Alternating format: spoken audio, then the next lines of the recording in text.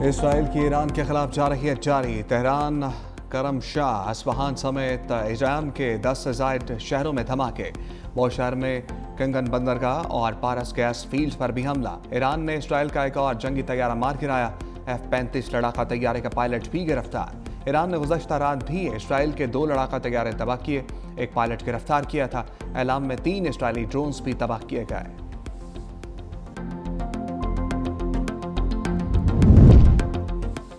وزیراعظم شہباز شریف کا ایرانی صدر مسعود پزشکیان سے ٹیلی فونک رابطہ۔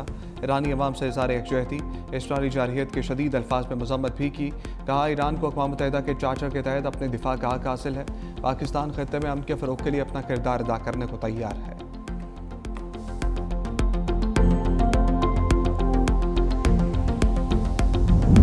ترک صدر کا سعودی ولی عہد محمد بن سلمان سے رابطہ۔ خطے میں کشیدگی کم کرنے پر اتفاق۔ ترک صدر نے کہا اسرائیل کا ایران پر حملہ خطے کے لیے سب سے بڑا خطرہ ہے۔ اسرائیل کو روکے بغیر خطے میں تناؤ ختم نہیں ہو سکتا۔ ایٹمی تنازع کا واحد حل مذاکرات ہیں۔ اسلامی تعاون تنظیم کی بھی ایران کے خلاف اسرائیلی جارحیت کی مذمت۔ اقوام متحدہ کی سلامتی کونسل سے جارحیت رکوانے کے لیے فوری اقدامات کا مطالبہ۔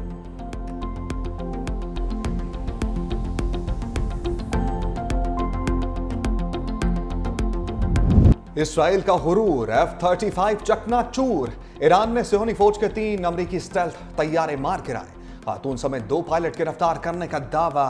جنگی محاذ پر F-35 طیارہ پہلی بار مار گرایا گیا۔ ایرانی فوج کے مطابق طیاروں کے دفاعی نظام نے فضائی حدود کی خلاف ورزی پر نشانہ بنایا۔ اسرائیل کی طیارے مار گرانے اور خاتون پائلٹ کی گرفتاری کی تردید۔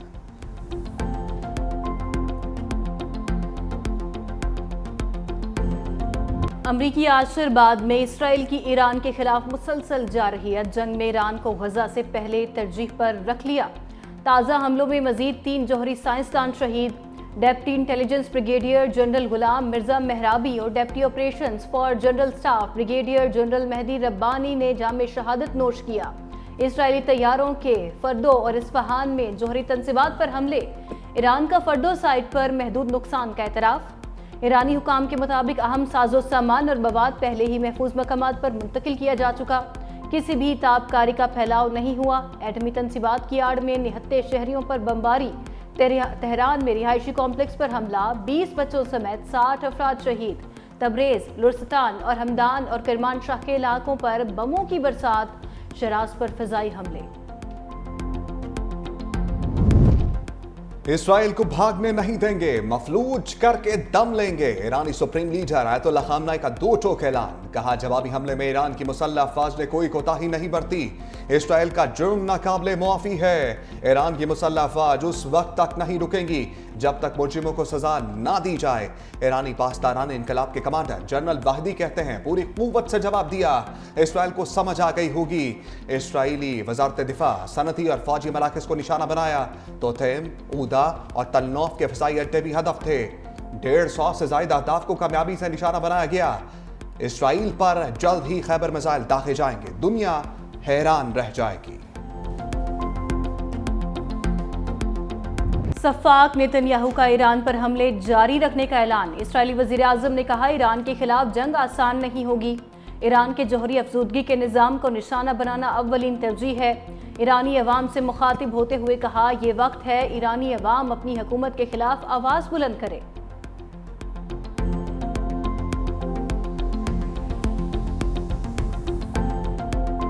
مسلم ممالک کے لیے سلامتی کونسل علامتی کونسل بن گئی۔ ایران اسرائیل جنگ رکوانے کے لیے نشست کا نتیجہ 0۔ پاکستان نے ایران کے خلاف اسرائیلی جارحیت کو عالمی قوانین کی خلاف ورزی قرار دیا۔ پاکستانی مندوب عاصم افتخار نے کہا ایران پر اسرائیل کی جارحیت ناقابل قبول ہے۔ اسرائیل کی جانب سے عالمی قوانین کی خلاف ورزی کی جا رہی ہے۔ اقوام متحدہ کو کشیدہ صورتحال پر کردار ادا کرنا ہوگا۔ ایرانی مندوب نے کہا ایران پر حملہ اسرائیل کی ریاستی دہشت گردی ہے۔ اقوام متحدہ کی خاموشی اسرائیلی جرائم میں ملوث ہونے کے مترادف ہوگی۔ چین، UAE اور دیگر ممالک بھی اسرائیلی حملوں کی شدید مذمت کی۔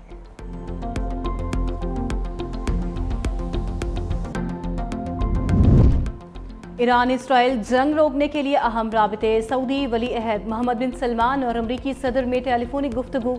دونوں رہنماؤں کا خطے میں کشیدگی کم کرنے پر اتفاق۔ امیر قطر اور امریکی صدر کے درمیان رابطہ۔ اسرائیلی وزیر اعظم نتن یاہو اور ڈونلڈ ٹرمپ پہ بات چیت۔ امریکی صدر کی وائٹ ہاؤس میں سیکیورٹی ماہرین سے مشاورت۔ ٹرمپ انتظامیہ کے مطابق ایرانی میزائل روکنے میں امریکہ اسرائیل کی مدد کر رہا ہے۔ روسی صدر ایران اسرائیل کشیدگی ختم کرانے کے لیے متحرک۔ ایرانی ہم منصب اور اسرائیلی وزیر اعظم سے ٹیلی فونک رابطہ ثالثی کی پیشکش کر دی۔ پیوٹن کی مسعود پزشکیان سے گفتگو کے دوران اسرائیلی اقدامات کی مذمت۔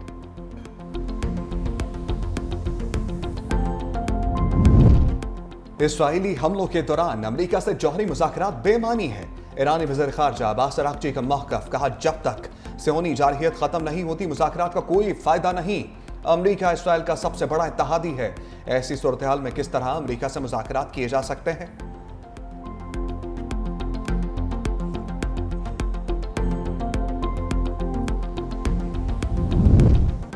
ایران کی امریکہ، برطانیہ اور فرانس کو سخت وارننگ، کہا حملوں میں اسرائیل کی معاونت کی تو فضائی اور بحری اڈوں کو نشانہ بنائیں گے۔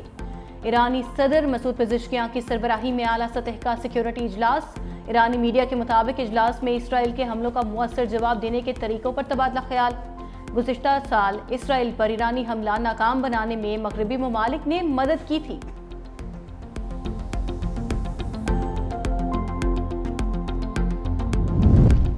ایران نے امریکی شہریوں یا اڈوں کو نشانہ بنایا تو سنگین نتائج برآمد ہوں گے۔ سلامتی کونسل میں امریکی مندوب نے کہا ایران کبھی بھی جوہری ہتھیار حاصل نہ کر سکے، اس لیے کوششیں جاری رکھیں گے۔ اسرائیل کا ایران پر حملہ اپنے دفاع کے لیے ضروری ہے۔ ایرانی قیادت کا اس وقت مذاکرات کرنا دانشمندانہ ہوگا۔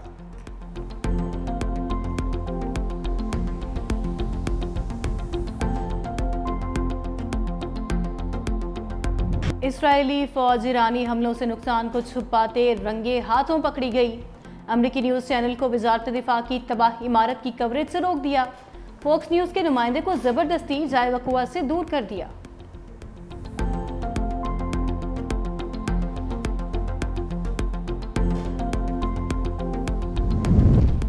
ایران نے ابنائے ہرمز کی بندش پر سنجیدگی سے غور شروع کر دیا۔ خبر ایجنسی روئٹرز کا دعویٰ، رپورٹ میں کہا تہران نے ابنائے ہرمز بند کی تو دنیا میں خام تیل کی سپلائی لائن بری طرح متاثر ہوگی۔ تیل اور LNG کی بڑی سپلائی اسی راستے سے کی جاتی ہے۔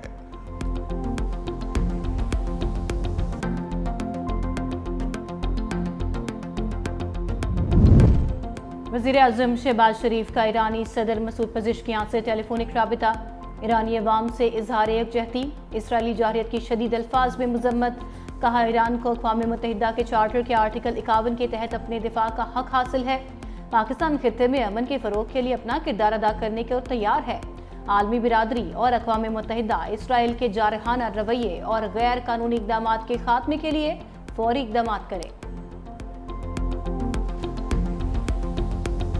اسرائیل کے ساتھ جہاں جہاں بھی اسلامی دنیا میں تعلقات ہیں ان کو منقطع ہونا چاہیے۔ بچوں کے قاتل، خواتین کے قاتل، فلسطین کی تباہی کے ذمہ دار، ان کے ہاتھ مسلمانوں کے خون میں رنگے ہوئے ہیں، اس ہاتھ کو جھٹک دینا چاہیے۔ اللہ کے فضل سے پاکستان ایک اپنے ٹریڈیشنل سٹینڈ پہ روزے اول سے کھڑا ہے، مضبوطی سے کھڑا ہے کہ ہم نے اسرائیل کی اسٹیٹ کو نہ ریکگنائز کیا، نہ اس کے ساتھ تعلقات بنائے۔ خواجہ آصف کا اسرائیلی جارحیت پر مسلم امہ کو انتباہ، کہا مسلم دنیا متحد نہ ہوئی تو سب کی باری آئے گی۔ اسرائیل نے فلسطین کے بعد یمن اور اب ایران کو نشانہ بنایا۔ مسلم ممالک سے اسرائیل کے ساتھ تعلقات ختم کرنے کا مطالبہ، بولے پاکستان اسرائیل کے حوالے سے اپنے موقف پر مضبوطی سے کھڑا ہے۔ مسلم ممالک کو اسرائیل کے مقابلے کے لیے مشترکہ حکمت عملی بنانا ہوگی۔ ہمارا ایران کے ساتھ رشتہ دیرینہ بے مثال ہے، مشکل گھڑی میں اپنے ایرانی بھائیوں کے ساتھ ہے۔